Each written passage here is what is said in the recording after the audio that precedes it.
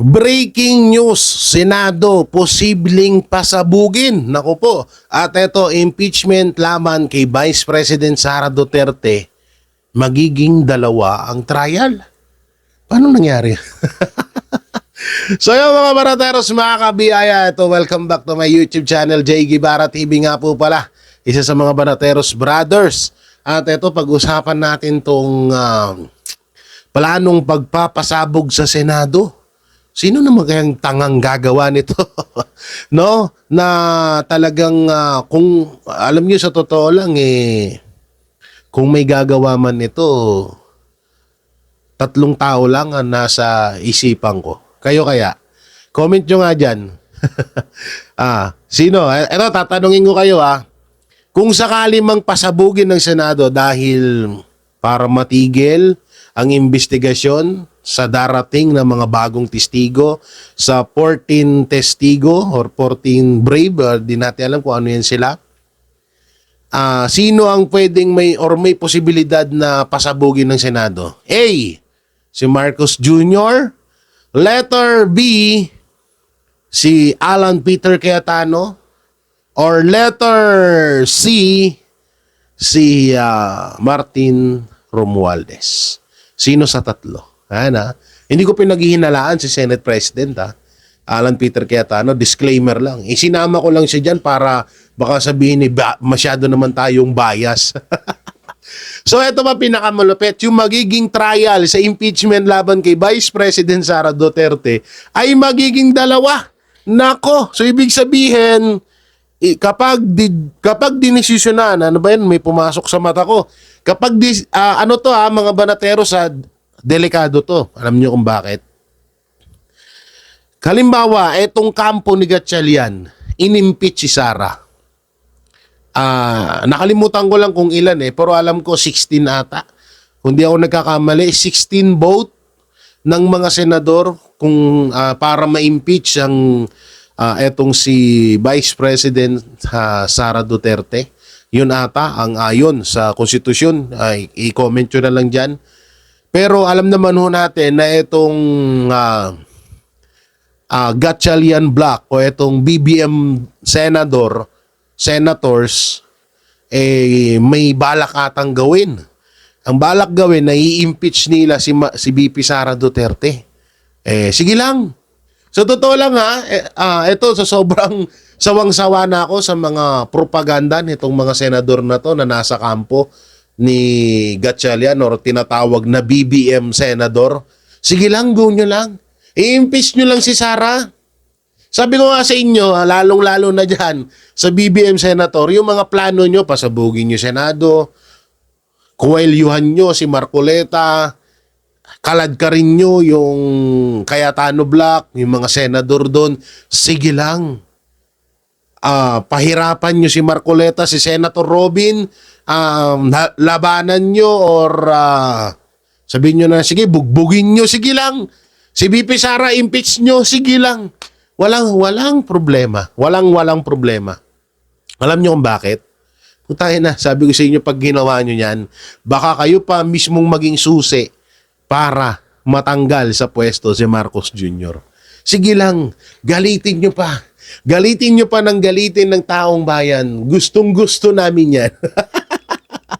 Dito to, gustong-gusto namin yan. Sige pa, ipakita nyo sa taong bayan kung gaano kayo kawalang kwenta. Go lang. Basta kami dito sa gilid, chill lang, at nakikiramdam lang, at alam namin na may mga hakbang na or may mga tamang parusa para sa inyo. Sa ngayon, hindi nyo pa mararanasan yan kasi nga, hawak pa kayo ni Bossing at nasa posisyon pa si Bossing.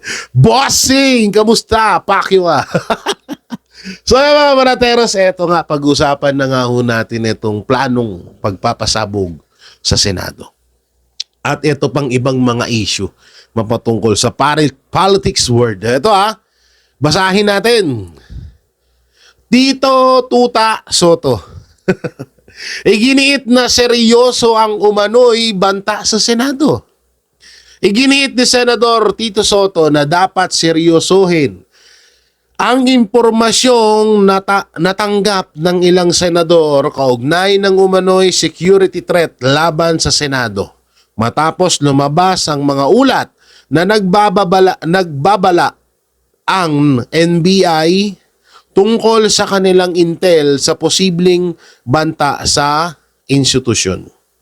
Pahayag ni Soto ay kasunod ng anunsyo ni Sen. Sherwin Gatchalian na nakatanggap umano sila ng intelligence information mula sa NBI. Dahil dito naglabas si Gatchalian ng advisory na nagpapahintulot sa work from home arrangement para sa mga empleyado ng Senado sa Hunyo 10 at 11 habang nagsasagawa ng security assessments, inspections at iba pang precautionary measure sa Senate premise.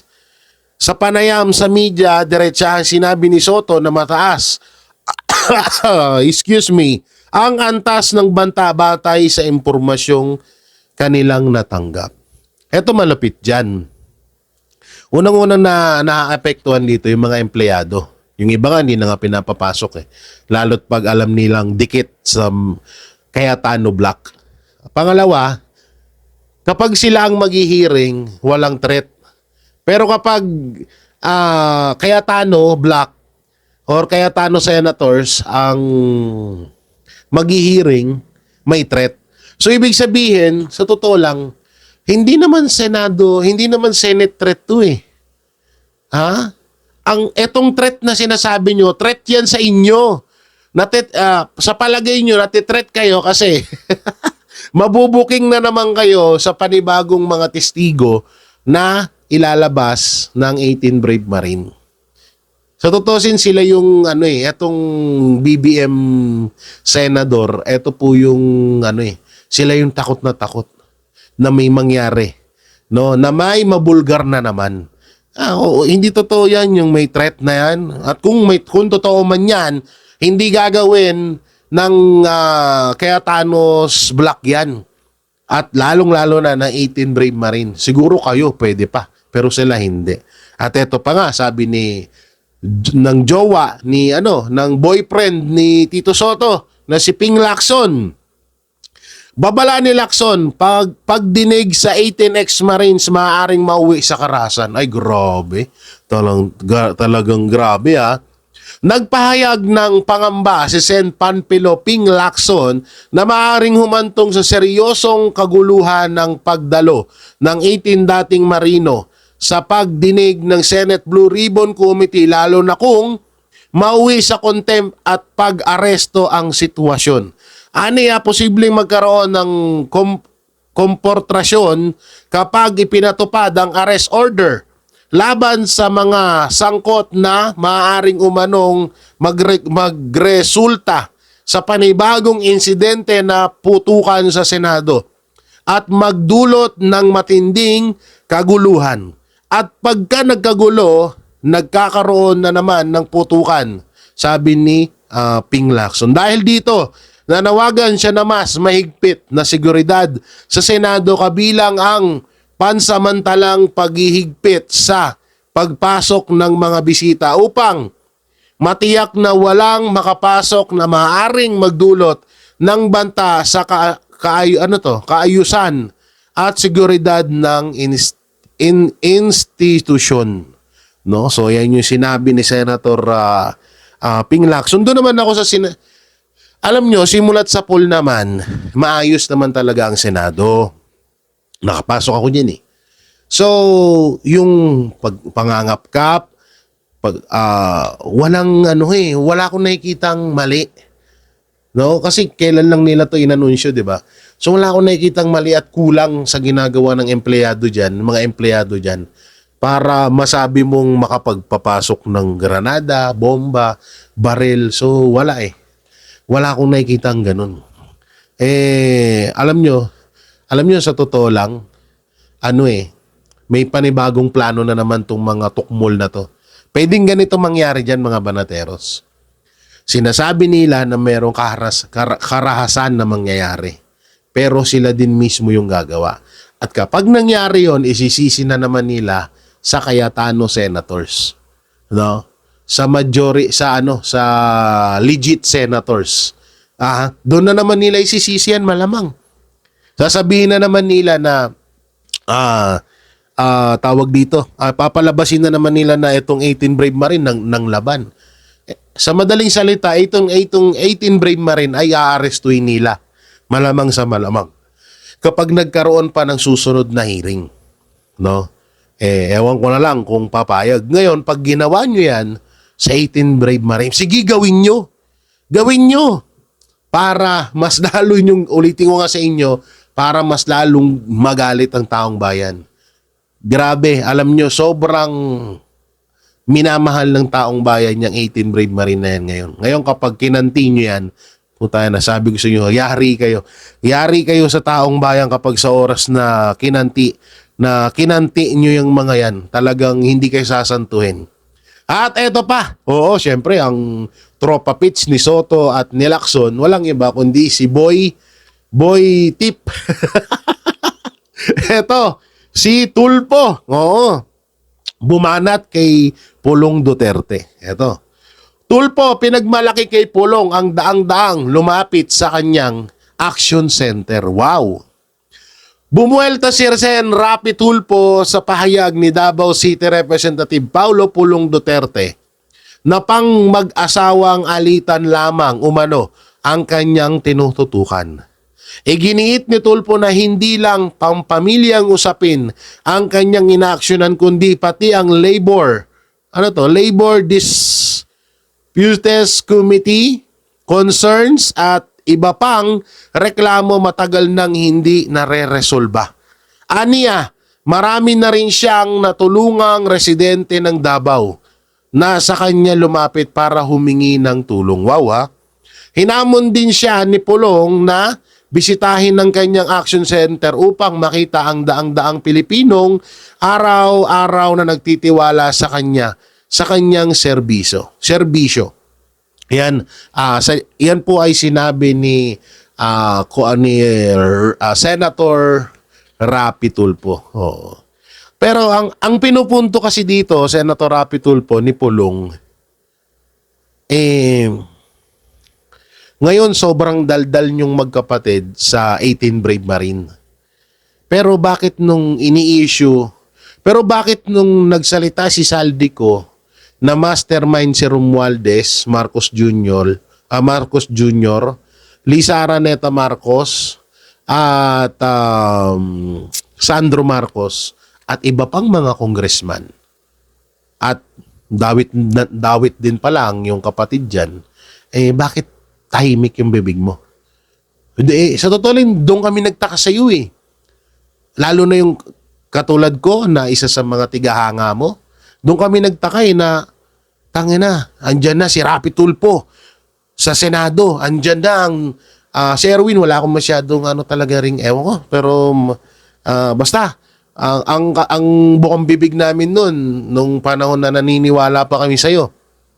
Andyan na si Senator Rapi Tulfo, andyan na si Erwin, andyan na Tulfo Brothers. Naku, maganda to, may sasagasa sa mga kawatan sa gobyerno. Anyari. Ayun yung tanong anyari. Ano nangyari? Kasi, di ba? So ibig sabihin, talagang tama ang sinabi ni Congressman Pulong Duterte na pangkabit lamang ang issue na kayang resolbahin ni Rapi Tulfo. At ito, ako sasagot niyan. Ganito kasi. Kadalasan yung mga nasa labas, kasi ako nagbablog din po ako sa labas dati. At may ebidensya po kami niya, kasama ko pa dyan si Boy Sardinas. Nagbablog po kami dati sa labas ng TV5. Doon sa mga tawag dito, doon sa mga manghihingi ng tulong kay Rapi Tulfo. Totoo naman marami. Pero yung sinabi niyang daan-daang, parang malabo. Kalokohan yung daang-daang. Kasi hindi magkakasya yan doon kung daang-daang yung daan-daan yung humingi sa kanya ng tulong doon. sa baba. Kadalasan dyan, yung mga tao dyan na nasa labas ng studio sa TV5, excuse me, ay mga matatagal na rin at ilang taon na dyan. So, tutusin gusto nyo, one time mag-interview tayo dyan. Oo. Ay, di pala, kahit hindi na ako mag-interview, may video po ako na nag-interview ho kami dyan na ilang years na silang nandyan hanggang ngayon ay hindi pa rin sila tinutulungan sa kanilang problema. At ang ginagawa na lang nila, total, wala na daw silang mauwian sa probinsya nila, dyan na lang sila tumitira sa harap ng TV5, sa studio ng News 5, ng TV5 para kahit papano, dyan kasi may kain, may pagkain, at may nasisilungan sila. Oo. Pero yun nga, ang punto kasi dito, Senator Rapi Tulfo, bakit nung nagsalita si Saldico, wala kang imik, kayong magkapatid. Pero nung nagsalita ang 18 Brave Marine at si Gutesa, sinasabihan yung sinungaling. 'Di ba? So ibig sabihin bias kasi. Okay sana Senator Rapi Tulfo, Erwin Tulfo, kung nagsalita kayo nung nagsalita si Saldico about about kay Romualdez at sa pamilyang Marcos. Kaso wala Oo, parang pinalabas nyo pa nga. Siguro nagsalita man tong mga to, pero parang pinapalabas din nilang sinungaling si Saldico. Oo. So, pangkabit lang talaga di siguro. So, eto, si Marcos Jr., naku, eto malupit The greatest president ever to. Pangulong Marcos, ipinagmalaki ang maayos na paggamit ng pondo ng gobyerno. Ay, nako.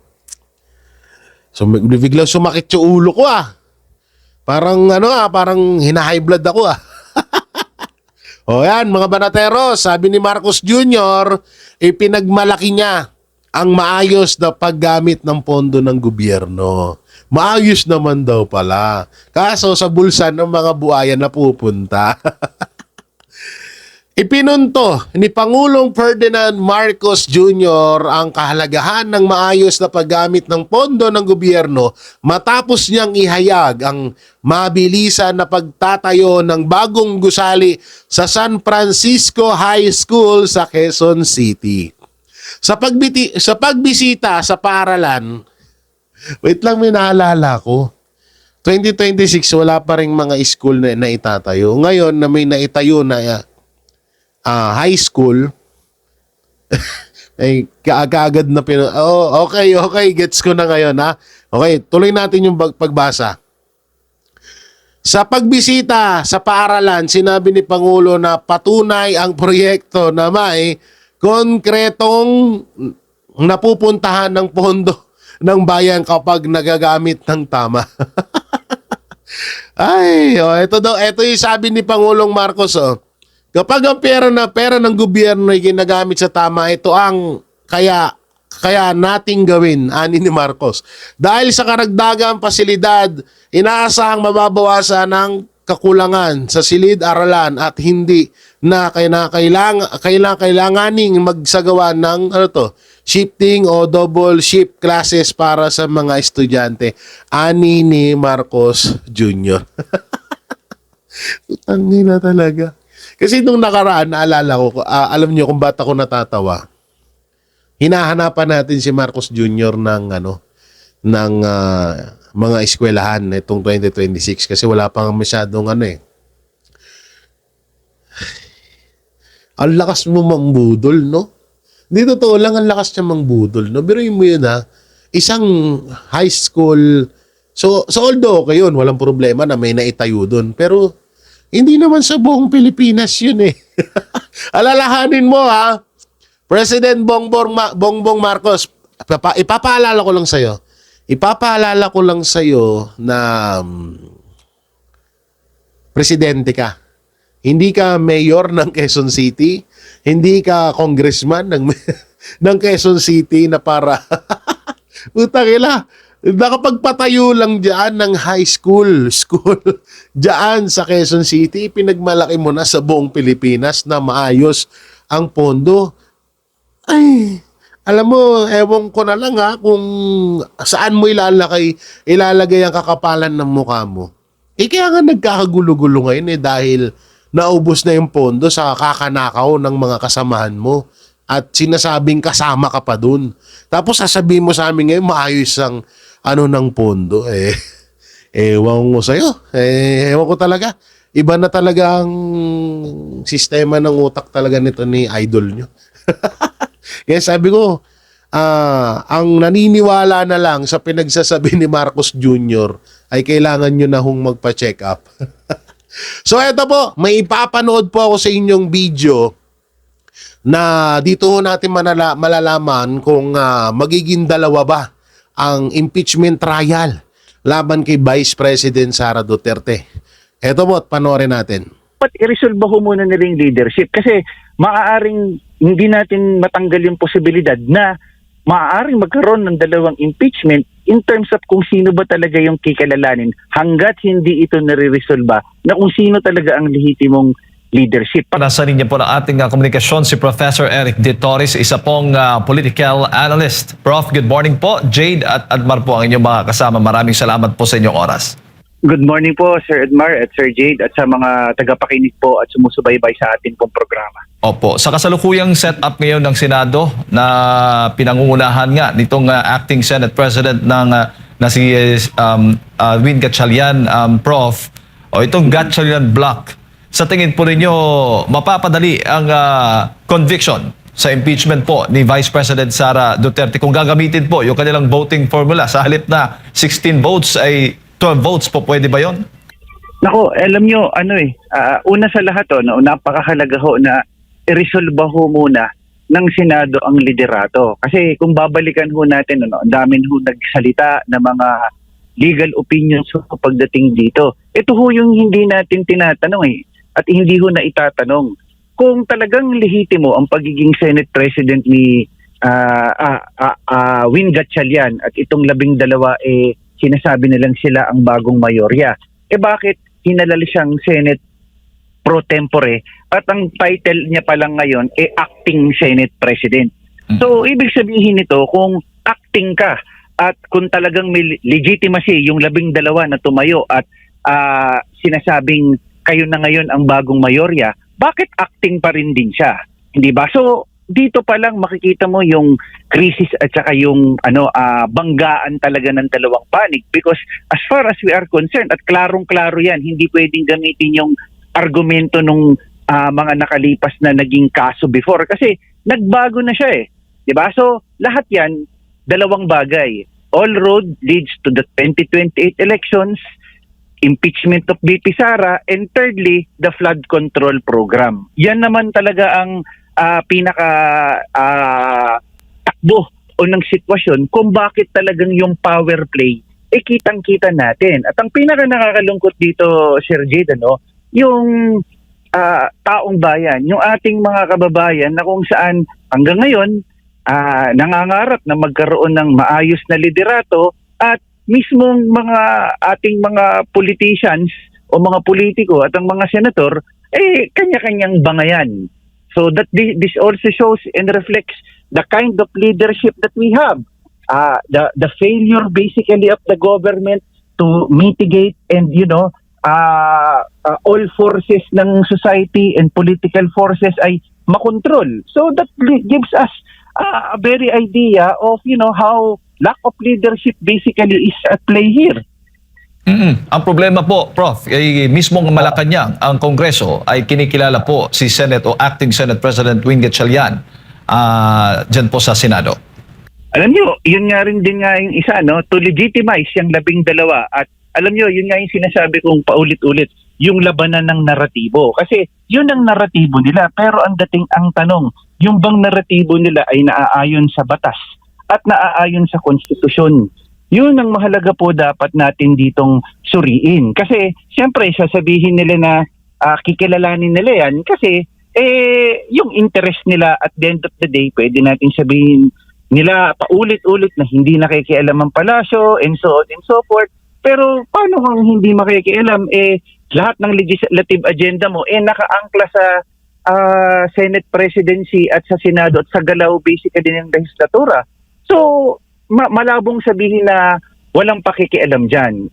ikalawang punto dito, no? Mm-mm. Kung may pagkilala, yun yung naratibong nililegitimize. Kaya kung mapapansin natin, yung IBP nagbigay ng pahayag, which is ang dami ding nagko-contest na ibang mga legal luminaries because iba ang pahayag at pagtingin din ng ibang mga abogado patungkol dito. So, ito yung naratibong piniplay, basically. Pero ang tanong dyan na sana maging critical ang taong bayan at maging critical po tayong lahat. Naaayon ba ito sa batas at naaayon po ba ito sa konstitusyon? Kasi usaping technical ito na kailangan pong iresolba na magbigayan ang dalawang grupo. Kasi technically sa akin po itong pagtingin, as far as we are concerned, as the interpretation as such, talagang si Senator Alan Peter Cayetano pa rin din po ang tumatayong Senate President kasi 13 at 13 versus doon sa 12. So, yun po. Opo.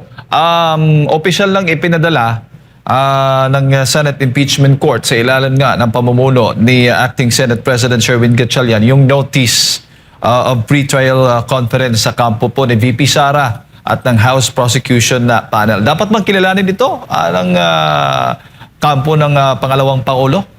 Yun nga ho yung mahirap at hindi na ako magtataka na baka mamaya magkaroon ng dalawang impeachment proceeding. Impeachment sa bloke ni Will Gatchalian at impeachment sa bloke ni Alan Peter Cayetano. Ako po sa aking pagtingin para hindi lalong gumulo lahat kasi una sa lahat ang dami hong problema. Sana ho respondihan din nila at kinakain yung oras dyan sa kapopolitika dyan sa Senado yung problema ng mga kinaharap ng ating mga kababayan na nasalanta ng lindol na hanggang ngayon nag-aantay ng tulong at sa bagal ng responde ng ating pamahalaan. So, dapat i-resolve ho muna nila yung leadership kasi maaaring hindi natin matanggal yung posibilidad na maaaring magkaroon ng dalawang impeachment in terms of kung sino ba talaga yung kikilalanin hanggat hindi ito nare-resolve na kung sino talaga ang lehitimong leadership. Pangalawa pa, yung mga empleyado ng Senado, nalilito din sino ba yung kanilang susundin, yung iba't ibang mga ahensya. So, mahalaga po na dapat siyang ma-resolve.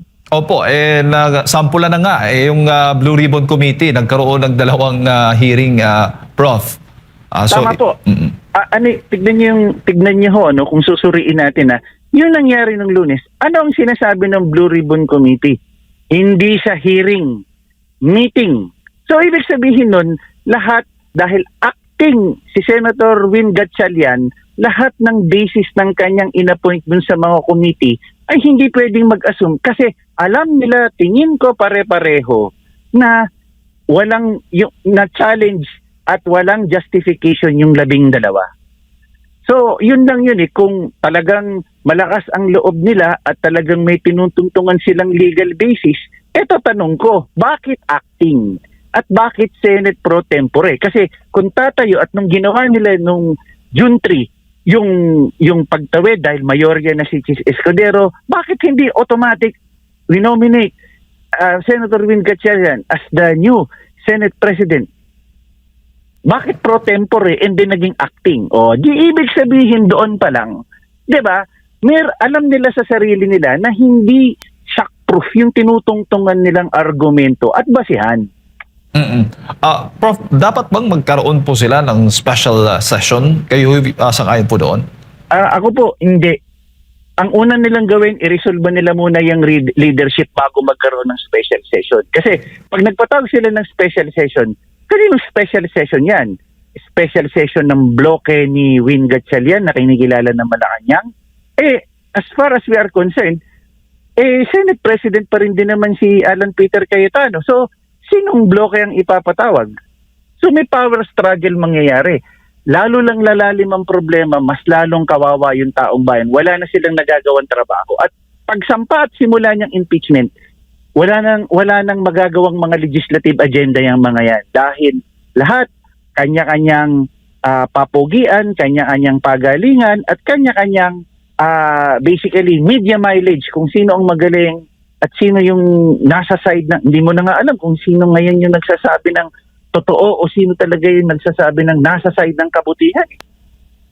Opo. Sa tingin po ninyo, dapat bang mas tutukan yung flood control anomaly investigation or itong impeachment ng pangalawang Pangulo? Alam niyo, kung kaya hong pagsabay-sabayin, pagsabay-sabayin ho nila. Mahalaga din, mandato naman ho nila talaga yung pag-proceed sa impeachment. Pero hindi din ho natin pwedeng sabihin na hindi natin pwedeng papanagutin ang mga dapat papanagutin dyan sa flood control issue or flood control scandal na po yan.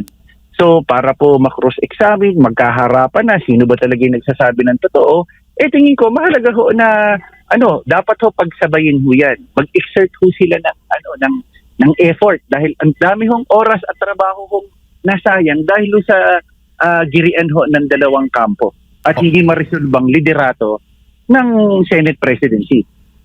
Opo.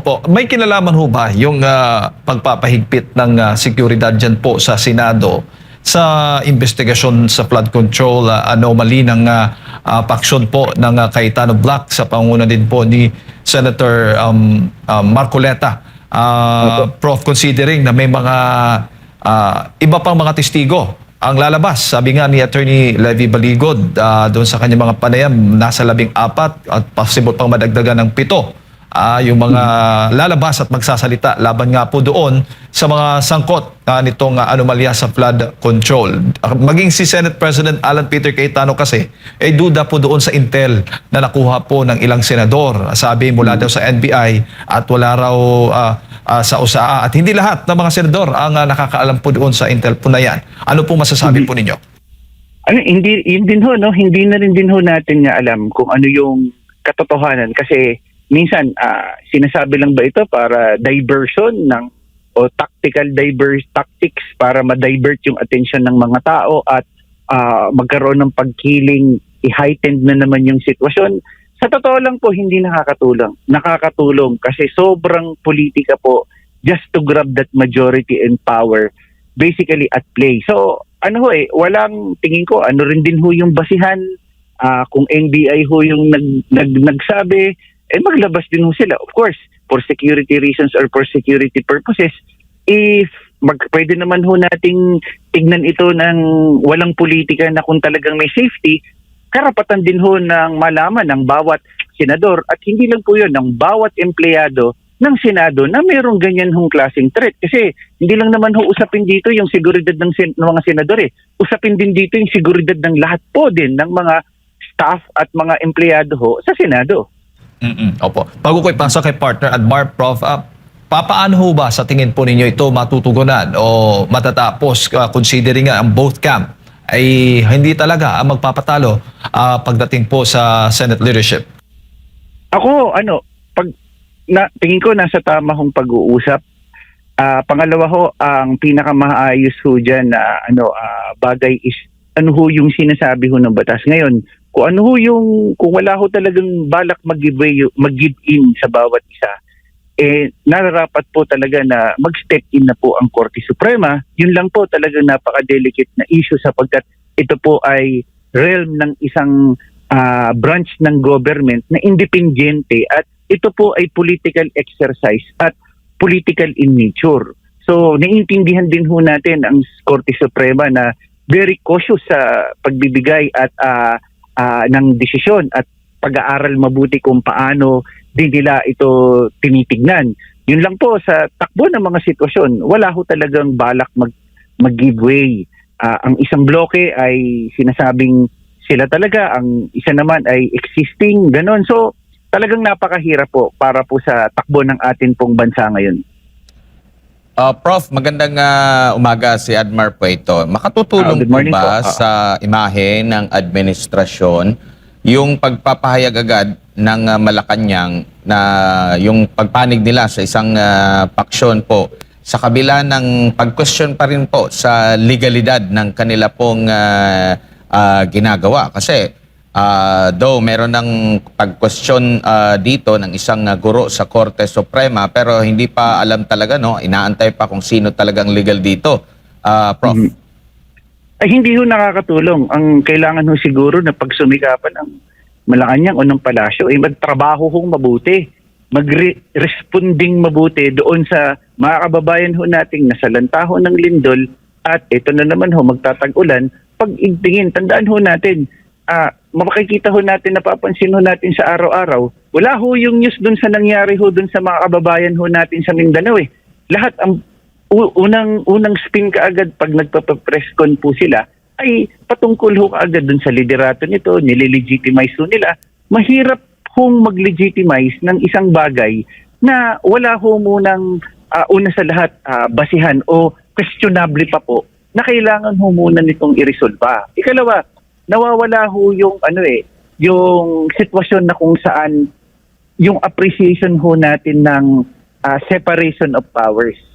So, yung pagsabi mo na nililegitimize mo siya, it goes without saying na yun ang pagkilala mo na yun ang iyong sinusuportahan. And that's, pag sinabi mong ganun ng postura mo, that's political in nature. Di po ba? So, ano yun?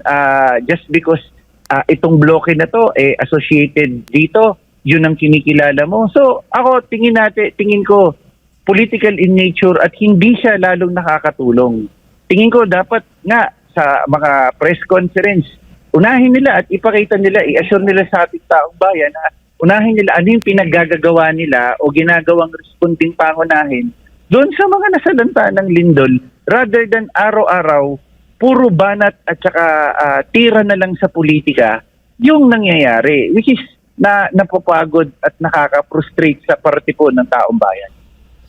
Opo. And ito rin po ba ay sumasalamin sa pamumuno? Though, ang sinasabi talaga may separation of powers po talaga. Pantay lang yan sila sa executive, legislative, at dito po sa judiciary. Pero sumasalamin po ba ito sa kabuuan ng panggobyerno natin, itong mga ganito pong resulta ng mga sigalot po, Prof? Masasabi po natin to a certain degree, to a certain extent, opo. Kasi leadership issue siya na yung both chambers, hindi umaayon basically dun sa takbo ng mga bagay-bagay kasi power grabbing, power play. Ika nga, yun yung siguro tamang term, no? Yung power play na kung saan dapat po ang nagsiset ng tone, bagamat tama po, may separation of branches at saka checks and balances. The one that would always set the tone will always be the executive, 'di ba? At pagtatrabaho ho basically ng mabuti, 'di ba? Na nakita natin. Siguro balikan lang ho natin nung kapanahunan ho ni dating Pangulong Rodrigo Duterte. Never ho sa akin hong recollection, correct me if I'm wrong or ito ho sa mga tagapakinig, nung nagpalit ho ng liderato sa Kamara at din ho dun sa Senado, hindi ho nakialam kahit na minsan ng ehekutibo. Hinayaan din ho ng palasyo na magkaroon ng win-win solution sa pagitan ni Senator ni former back then House Speaker Alan Peter Cayetano at Lord Alan Velasco, which is term sharing. So, hinayaan ho ng palasyo yan, hinayaan ho nila yung i-resolve dahil tingin ko po yung pagkilala na this is an independent branch of government and therefore they should resolve it by themselves. Opo, maaari din po bang makonsidera ito na side effect din sa negative 15? Kumbaga, ito yung naging isa kabilang sa mga resulta dahil masyadong mababa ang tiwala ng taong bayan sa leader natin ngayon. Ayun din ho, no? So, napakalaki nga rin din hong hamon yan dahil napakababa po base sa survey yung trust and confidence rating po ng ating Pangulo which is negative 15. So, sa akin ho, mas makikita hong makakabawi ho kung magtrabaho na lamang po at bawasan na lang ho natin itong pronouncement na hindi ho makakatulong pagtugon na laging halos araw-araw, minuto, laging nakatuon doon sa pinagagagawa ho ng ating mga politiko at mga senador. Mas mahalaga pag-anuhan ho natin, pagtuunan natin ng pansin yung naganap hong mga nangyari ho sa pagtulong sa atin ho mga kababayan sa Mindanao. Pero nakikita nyo po ba itong panibagong galaw po dyan sa Senado na may basbas ng Malacanang? Kasi meron pong mga akusasyon din ang panig ng Cayetano Black na nakikipag-usap sa Malacanang, and nakikita nyo rin po ba na ito'y may kaugnayan sa impeachment laban kay Vice President Sara Duterte o doon sa controversial na flood control scandal? Oh, well, we could only speculate, no? Pero ito ho yung malaking katanungan. Bakit po din napakalakas din po ng loob ng bagong mayorya o yung bloke ng Gatchalian Bloc kung syempre po wala po ito rin ding support or backing elsewhere. So I cannot say, or it's purely speculation kung meron nga, kasi speculative siya. Pero kung babasahin natin, napakalakas ng kanilang loob na kahit hindi alinsunod sa rules at saka sa konstitusyon ay nagawa nilang i-vacate at kunin na ipahayag na sila ay basically the new majority. Yun yung dapat nating tingnan. And yun, katulad nun ng sinabi ko kanina, tatlong bagay. All road leads to the 2028 elections, the impeachment of VP Sara, and third, the flood control issue. Opo, at sinasabi nila busy sila ngayon dito po sa Mindanao. Pero after nitong sa issue ng Mindanao, siguro tila natahimik lang. Pero meron pang yung maraming mga issue sa ating bansa ngayon, yung ating ekonomiya. Pero nakita natin, usaping politika pa rin po yung napag-uusapan. Meron pang isang opisyal sa Kamara nagsabi na dapat i-prioritize ang impeachment over doon sa nakawan, malawakang nakawan sa flood control po, Prof. Yun din nga ho yung nakakalungkot, no? Hindi ho matugunan yung dapat na una-una munang tugunan.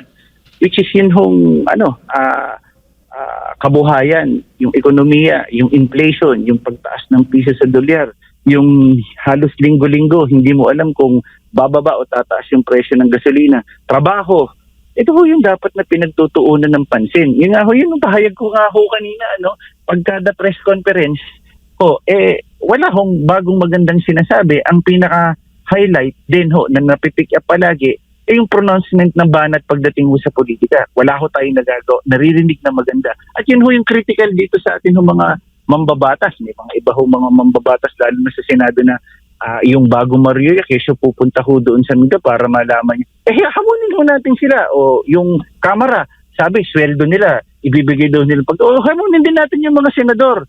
Naipit, ang dami ng trabaho dahil sa hidwaan nilang yan, mahalaga ho na dapat tumulong din sila doon sa atin ho mga kababayan. At anong mga legislative agenda ang pwede hong gawin para maibsan po ang kahirapan at ang lumalalang krisis ng ekonomiya ng atin hong bansa.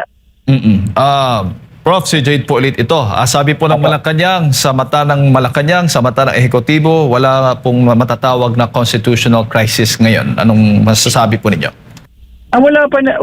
Kung wala pa naman hong krisis sa ngayon, sa mga susunod na panahon, ano ho yung mangyayari pagdating ho, lalo na kung sino ho yung dapat na sundin at kikilalanin. So, yun ho laban, ang nangyayari ho talaga, kaya ito ho yung pinaka nakakatakot. Yung naratibong ipipilit at naratibong balak na maimpluwensyahan yung perception ho ng ating taong bayan. Kaya ngayon ho, lalo na yung mga ating mga kababayan, na panawagan natin na lalong maging critical ho doon sa mga impormasyon ho. At kanino nanggagaling yung mga impormasyon. At check ho natin yung background din ho ng mga taong pinakikinggan natin ng mga impormasyon na ito para po mas maging critical tayo dun sa atin sa mga impormasyon na sinasabi ko sa atin.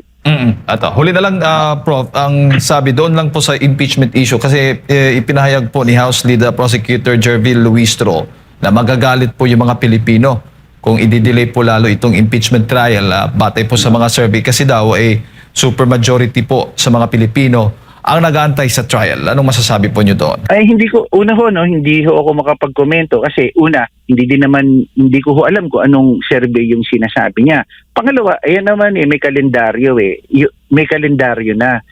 Tingin ko ho itutuloy. Tuloy naman ho yan.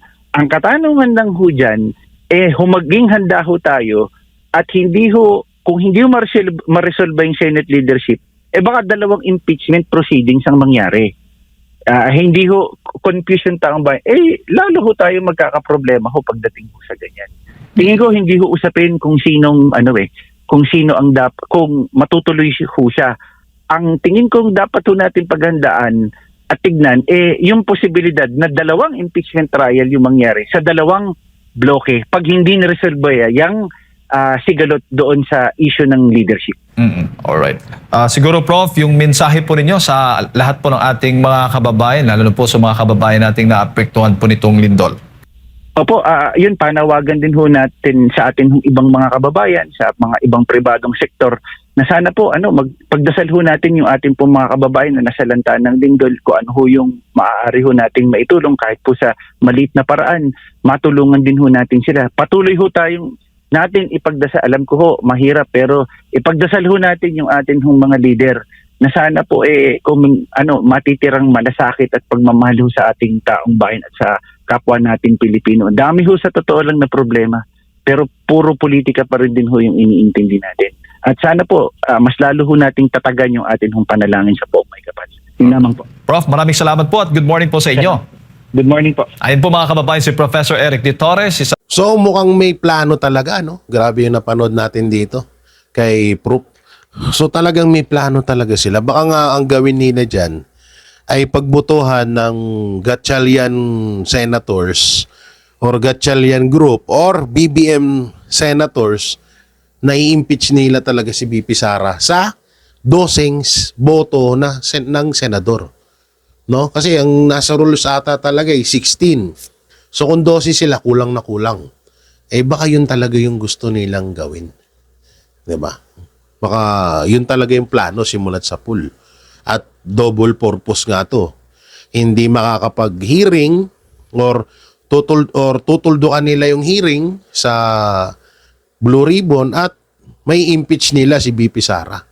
Grabe. Tama naman sinabi ni Proof na sana bago magkaroon ng impeachment trial dyan, ayusin nyo muna yung Senado kasi ang gulo-gulo First time ever yan na may dalawang dyan sa Senado. Dapat dyan, isa lang ang Senate President, isa lang ang chairman ng Blue Ribbon Committee. Nangyari ngayon, dalawa Kesa sila daw ang tunay.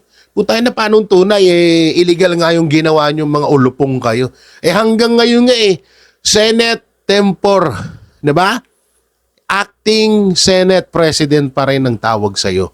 Kung lihitimong Senate President ka, Win Gatchalian, di sana Senate President na tawag sa'yo. Bakit acting pa rin? Doon pa lang napakalinaw na nun At marami naman na nakakaalam na kayo ay fake. Kayo ay fake talaga. No? At alam naman na din namin na yan ay alam naman na namin na kautusan yan ni Alam nyo na. So yung mga barateros, mga kabiyaya, ano pong may kukomento nyo dito sa mga napag-usapan natin? Comment nyo lang po dyan sa baba. At syempre, don't forget to like, share, comment, and subscribe sa ating YouTube channel. May pindot na lang ni po yung bell button para lagi kayong updated sa ating mga video araw-araw. At ano pong may kukomento nyo sa dalawang magiging impeachment trial laban kay Vice President Sara Duterte. At dito po sa pagpapasabog ng Senado, ano pong may kukomento nyo? Comment nyo lang po dyan sa baba at ating babasahin yan. So yun, ingat po kayo palagi. God bless and peace and bye-bye. Yan ang Banatero, walang inuurungan. Pag tama palakpakan, pag mali ay babanatan. Yan ang Banateros, boses ng ordinaryong Pilipino. Banateros ay walang makakaawan, walang inuurungan. Banateros